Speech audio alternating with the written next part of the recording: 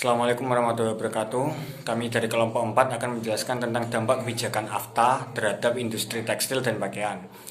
Berikut adalah anggota dari kelompok 4. Yang pertama ada Ubaidah Nur Halimah dengan NIM 2020-147. Yang kedua ada Putri Indah Lestari dengan NIM 2020-11308. Yang ketiga ada Wahyu Syarif Hidayatullah dengan NIM 2020-11384. Yang keempat ada Johan Saputra dengan NIM 2020-11564. Yang terakhir ada saya sendiri yaitu Muhammad Falik Insanul Khair dengan NIM 2020-11644.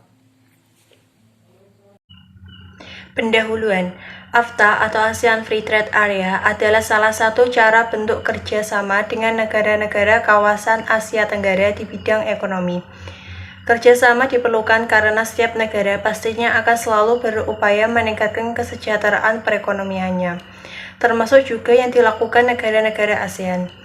AFTA atau ASEAN Free Trade Area merupakan sebuah persetujuan oleh ASEAN mengenai sektor produksi lokal di seluruh negara ASEAN. Ketika persetujuan AFTA ditandatangani resmi, ASEAN memiliki 6 anggota yaitu Brunei, Indonesia, Malaysia, Filipina, Singapura, dan Thailand. Tujuan AFTA 1. Untuk meningkatkan daya saing perekonomian antar negara-negara ASEAN atau Asia Tenggara dengan cara menjadikan ASEAN sebagai basis Asia Tenggara dengan cara menjadikan ASEAN sebagai basis produksi pasar dunia. 2. Menarik pasar investor asing dan untuk meningkatkan perdagangan di antar negara ASEAN. Dampak AFTA terhadap industri tekstil dan pakaian. Selain AFTA, dampak kebijakan yaitu perjanjian AFTA atau ASEAN China Free Trade Area. Karena penerapan AFTA akan merusak industri nasional, karena produk Cina yang terkenal murah akan menjadi saingan terberat produk Indonesia. Kebijakan AFTA menghapuskan biaya impor menjadikan hal ini berakibat banyak barang dari Cina memenuhi pasar nasional, tak terkecuali industri tekstil dan pakaian. Produk non-migas yang banyak masuk ke Indonesia dari negara Cina, salah satunya yang paling banyak diminati oleh masyarakat adalah industri tekstil atau pakaian jadi. Terlebih kaum wanita yang ingin tampil maksimal di dalam kesehariannya maupun untuk acara penting. Konsumen sekarang lebih banyak menyukai beberapa produk pakaian jadi impor dari Cina karena dinilai dari segi harga yang relatif lebih murah dibandingkan produk impor negara lain atau bahkan harga pakaian jadi produk industri tekstil dalam negeri. Di sektor tekstil dan produk tekstil atau TPT, serbuan produk-produk Cina berupa kain dan garmen sudah mulai dirasakan oleh pasar dalam negeri sejak awal berlakunya AFTA. Ancaman ini dirasakan oleh industri tekstil besar maupun industri kecil menengah karena masyarakat akan cenderung lebih memilih tekstil dari Cina yang harganya relatif lebih murah. Selama ini produk kain dan garmen yang berasal dari Cina harganya lebih murah 15-25% bila dibandingkan dengan produk dalam negeri. Selain itu, produk pakaian jadi impor asal Cina diakui jumlah pedagang lebih diminati masyarakat karena kualitas dan modelnya yang lebih mengikuti tren. Tak hanya pada produk kebijakan AFTA, ini juga berdampak pada kesepakatan kerja para pekerja pada industri tekstil, yaitu akan adanya PHK massal.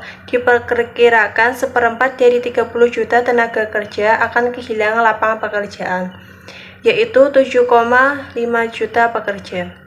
Sekarang ini sekitar 62% dari tenaga kerja kita bekerja di sektor informal seperti usaha kecil menengah. Ketika perusahaan ditutup dan industri menjadi importir saja, akan semakin banyak porsi tenaga kerja informal di Indonesia. Contohnya adalah pangsa pasar industri TPT Indonesia di dalam negeri yang saat ini semakin mengalami penurunan.